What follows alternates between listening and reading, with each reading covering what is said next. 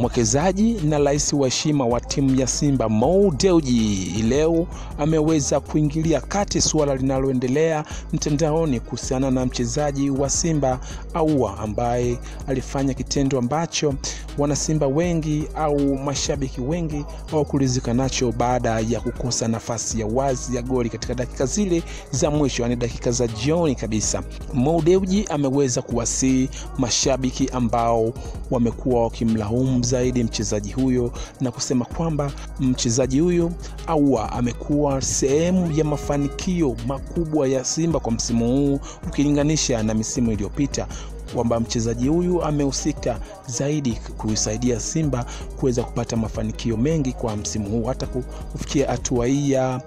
nusu finali. Mchezaji huyu amehusika moja kwa moja. Kwa hivyo amewasihi mashabiki wasiendelee kutupa lawama kwa mchezaji huyo na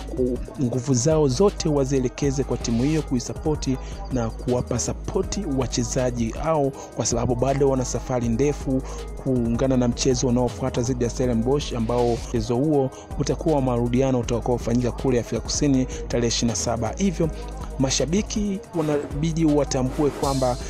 swala hili lililotokea ni sehemu ya mchezo, wakitolea pia mfano kwamba swala hili lishawahi kutokea kwa mchezaji Fernando Torres ambaye aliweza kukosa nafasi ya wazi katika mchezo mkubwa kati ya Manchester United na Chelsea. Hivyo mashabiki wanatakiwa kuwa watulivu na kuongeza nguvu kuisapoti timu yao.